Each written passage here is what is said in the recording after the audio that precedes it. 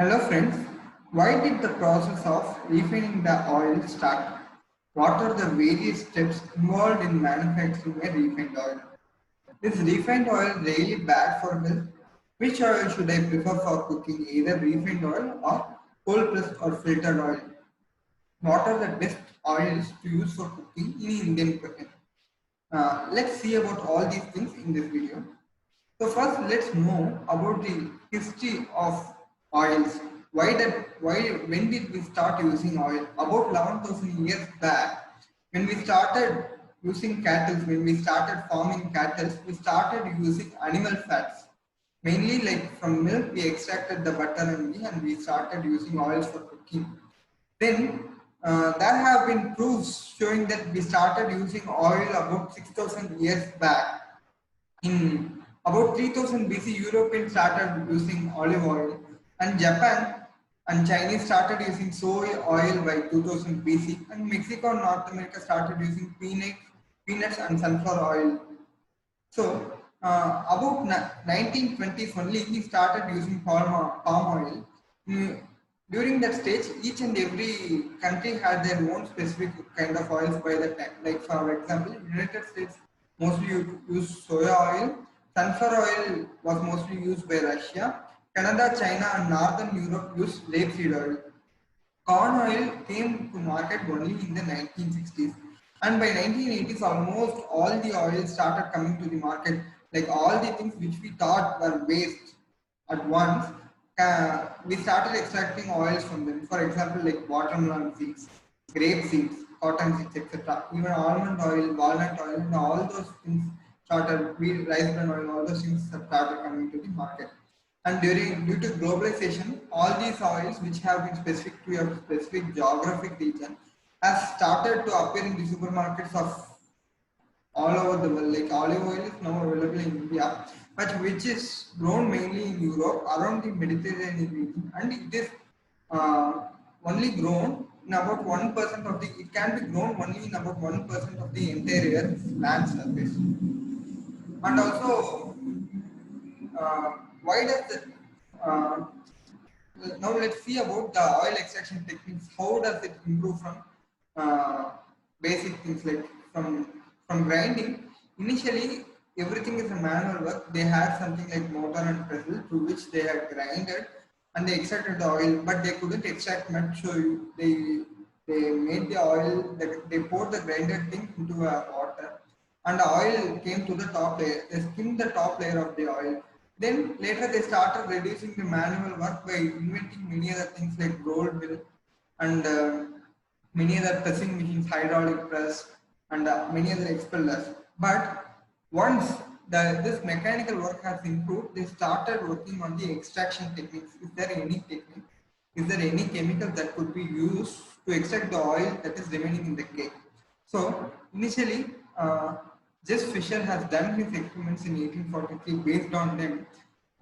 Drays of England in 1856, he obtained the patent for extracting the oils using solvents. The first solvent used was benzene.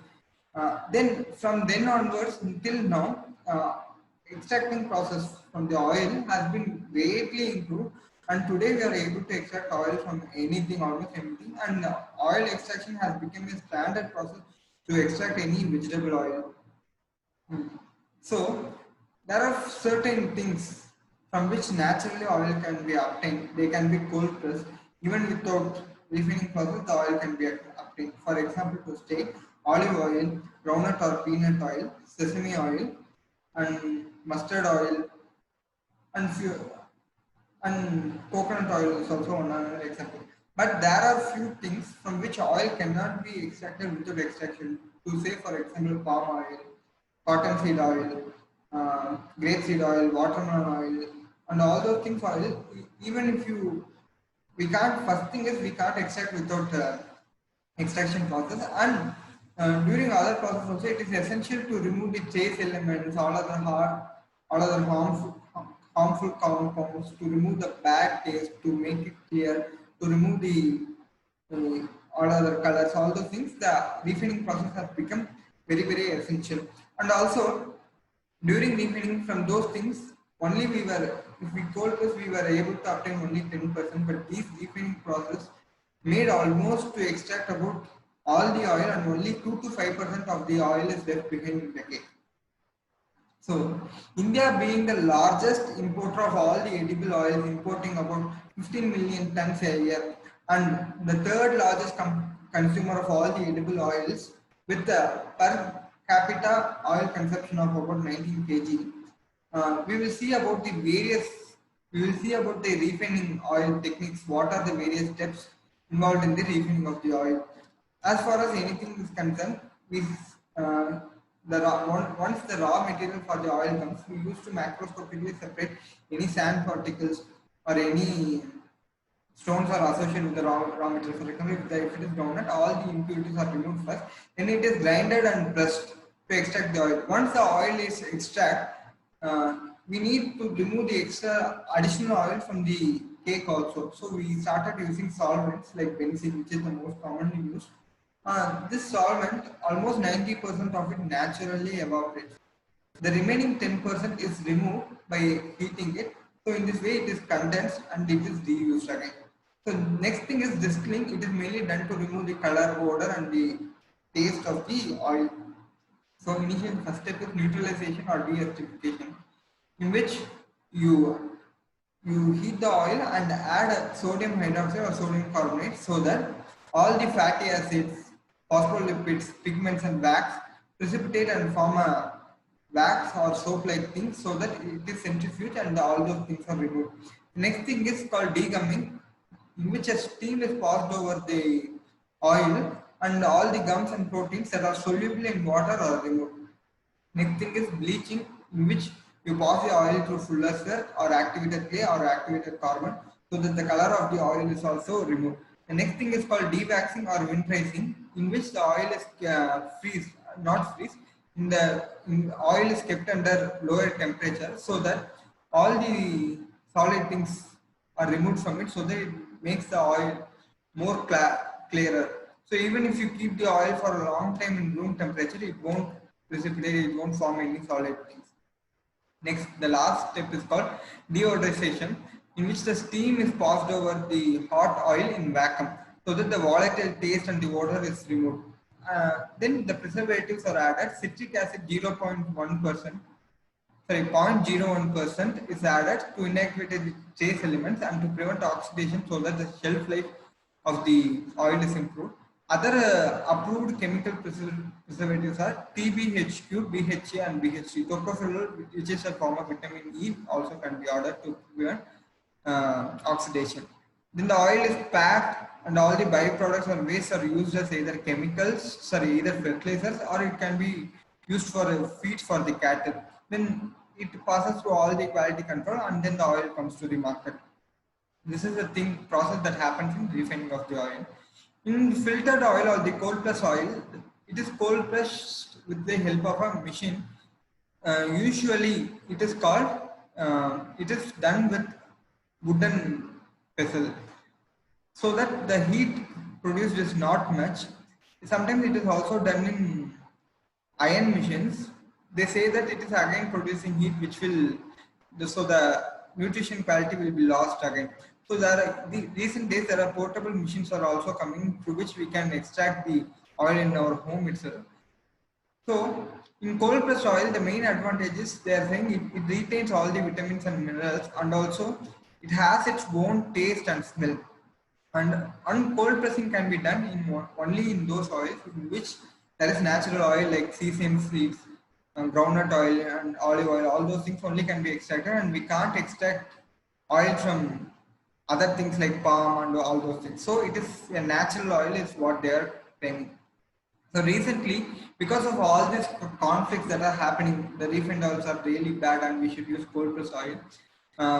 The Food Safety and Standards Authority of India, FSSAI, they have made a statement that refined oil is safe for cooking. So they have told that refined oil, we don't use any unapproved chemicals. All the chemicals are approved and they are non-toxic. And why is refining of oil is necessary? To answer that question, they have told, in to mainly to extract the oil, and in this case to remove all the unsafe substances and to remove all the bad odor and to improve the shelf life of the oil. Refining has become very necessary.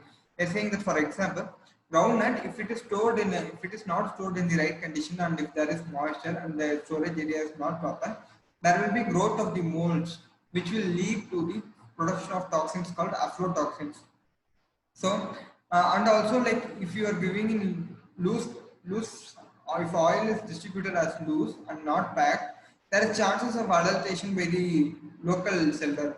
So they are saying that it is better to use refined oils and they are totally safe. And about 85% of the oil used in India, edible oil, is about refined oil, is what they are saying. And also it passes through various quality tests, like the content of polyunsaturated fatty acids, monounsaturated fatty acids, whether it is fortified with vitamin A and D or not, how much is the energy, what is the moisture content, whether there are any toxic or heavy metals such as lead, cadmium, arsenic, whether there is aflatoxins present, what is the specific gravity, saponification, iodine value, acid value, flash point, and insoluble impurities if there is anything is present, whether there is any pesticide, whether there is any suspended and foreign matter, what is the rancidity, including the net volume, if it is stored, if it is said to contain 1 liter, whether it actually contains 1 liter or whether it is contained, whether it has 9,950 ml. In this quality check, it almost checks everything.